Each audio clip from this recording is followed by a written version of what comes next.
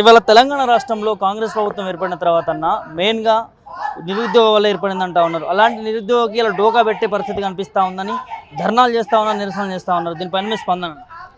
ఇవాళ రేవంత్ రెడ్డి గారు ముఖ్యమంత్రి కాకముందు ఈ రాష్ట్రంలో ఎన్నికల సభలప్పుడు అనేకమైన సభలప్పుడు చెప్పిండు, ప్రభుత్వం కేసీఆర్ గారి ప్రభుత్వం ఉద్యోగాలు భర్తీ చేస్తలేదు, మేము వచ్చిన తర్వాత 2 లక్షల ఉద్యోగాలు ఖాళీగా ఉన్నాయి, ఇసుక చూసి కమిటీ రిపోర్ట్ ప్రకారం ఉద్యోగాలు భర్తీ అని చెప్పి ఆయన మాట్లాడాడు. ఇవాళ ప్రభుత్వం వచ్చి ఇవాళ 100 రోజులు దగ్గరికి అవుతుంది.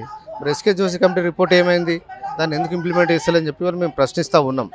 రేవంత్ రెడ్డి గారు వచ్చిన ఇప్పటి వరకు ఏ ఒక్క ఉద్యోగం కూడా తాను ముఖ్యమంత్రి అయిన తర్వాత ఒక్క ఉద్యోగం కూడా ఇవ్వలేదు, ఎవరికి ఇవ్వలేదు. ఆయన ముఖ్యమంత్రి అయిన తర్వాత 2 అవుట్సోర్సింగ్ ఉద్యోగాలు ముఖ్యమంత్రి అయిన రోజు ఇచ్చాడు తప్ప అంతకు మించి ప్రభుత్వ పర్మనెంట్ ఉద్యోగాలు అయినా ఏమి ఇవ్వలేదు.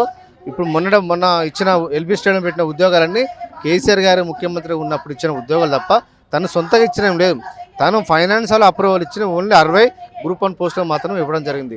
503 గ్రూప్ 1 పోస్టులకు కేసీఆర్ గారు నోటిఫికేషన్ ఇస్తే దాన్ని రద్దు చేసి ఇంకో 60 కలిపి ఇవాళ నోటిఫికేషన్ ఇచ్చిన తప్ప అవన్నీ ఆయన ఇచ్చిన కాదు.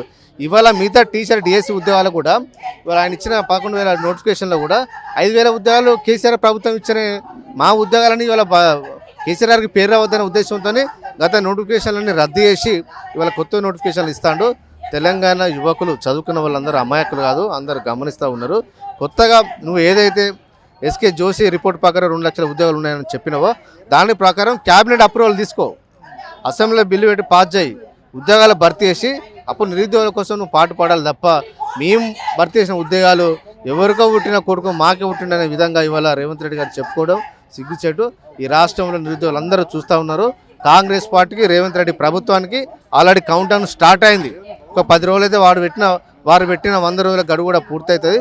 రాబోయే రోజుల పూట ఈ రాష్ట్రం నిరుద్యోగులు వాళ్ళ ప్రభావం ఏందో వాళ్ళ తడా కింద చూపిస్తారు. ఇంకోటి అంశం అన్న, ఈ కాంగ్రెస్ పార్టీలో మా ప్రభుత్వాన్ని కూల్చాలని చూస్తున్నారు, మేము వచ్చి 3 నెలలే కాలేదు, మాకు అవకాశం ఇయ్యారా ప్రజాస్వామ్యాలు అని చెప్పి మాట్లాడుతూ ఉన్నారు. దీనిపైన మీరు ఏం చెప్తారు? ఇవాళ ప్రజల్లో కూడా రోజుకు కాంగ్రెస్ ప్రభుత్వం మీద రేవంత్ రెడ్డి గారి నాయకత్వం మీద వ్యతిరేకత అనేది స్టార్ట్ అయిపోయింది. ఇవాళ గెలిచిన ఎమ్మెల్యేలు కూడా గ్రామాలలో తిరగలేని పరిస్థితి. ఎందుకంటే వాళ్ళు ఇచ్చిన 4,000 పెన్షన్ ఇస్తా అని చెప్పారు, పెన్షన్లు పెట్టలేరు. వృద్ధాప్య పెన్షన్లు ఇస్తా అన్నారు, వికలాంగుల పెన్షన్ పెంచి ఇస్తా అన్నారు, ఇంతవరకు కూడా అవి చేయట్లేదు. కరెంటు ఇలా ట్రిప్ అవుతూ ఉంది. అదేవిధంగా నీళ్లు లేవు, చెరువులన్నీ నిండిపోతూ ఉన్నాయి, పంటలన్నీ నిండిపోతూ ఉన్నాయి. ప్రజలకు ముఖాలు చూంచలేక ఇవాళ కాంగ్రెస్ పార్టీ ఎమ్మెల్యేలు ఇవాళ ఇళ్లకు పరిమితం అయిపోయారు. గత ఇదే సంవత్సరం ఎండాకాలంలో పోయినసారి బీఆర్ఎస్ పార్టీ ఎమ్మెల్యేలు అందరూ ప్రజల్లో కూడా ఉండి ప్రజా సమస్యల పరిష్కారం కోసం నిరంతరం ప్రజల్లో కూడా ఉన్నారు. ఎండనగా వాననకుండా మా ఎమ్మెల్యేలు ఆ రోజు జనంలో ఉన్నారు. ఇవాళ కాంగ్రెస్ పార్టీ ఎమ్మెల్యేలు బయట అడుగుపెట్టలేని పరిస్థితి. ఆ భయానికి వాళ్ళ ఇళ్లలో దక్కుంటున్నారు కాంగ్రెస్ పార్టీ ఎమ్మెల్యేలు.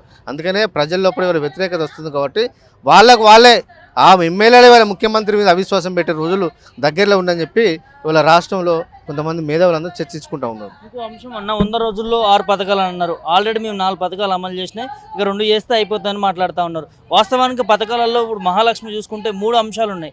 3 అంశాలు నెరవేర్చుకుందానే మేము 4 పథకాలు నెరవేర్చినాం, ఇక 2 పథకాలు నెరవేర్స్తే అయిపోతుందని మాట్లాడుతాం. ఇవాళ కాంగ్రెస్ పార్టీ 6 గ్యారెంటీలు ఇచ్చింది, ఎన్నికల ముందు చిట్టీలు రాసి పంపింది. ఇవాళ ఆ చిట్టీలకు విలువలేదు.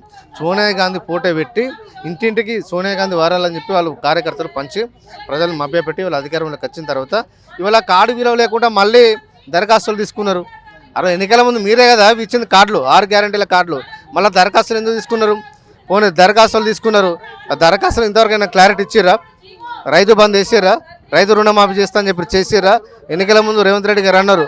ఇప్పుడు ఆల్రెడీ రైతు రుణమాఫీ చెల్లించిన వాళ్ళు కూడా ఉంటే మళ్ళీ కూడా తీసుకోండి, రైతుల పేమెంట్ ఇచ్చిన వాళ్ళు ఉంటే మళ్ళీ మీరు బ్యాంకులో లోన్ తీసుకోండి, లోన్ తీసుకున్న తర్వాత మళ్ళీ మీకు ఇస్తాం, రేపు వచ్చేది మేమే అని చెప్పారు. ఇవాళ వచ్చింది మీరే కదా, మరి ఎందుకు ఇవ్వట్లేదు?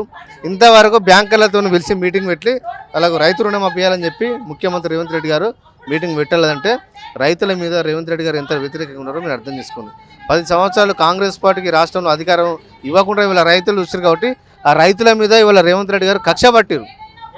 ఎందుకు ఇట్లా అంటే మనకి అన్నం పెట్టే రైతులను, అన్నదాతలని అన్నమో రామచంద్రాన్ని అడుక్కున్న పరిస్థితి తీసుకొచ్చింది.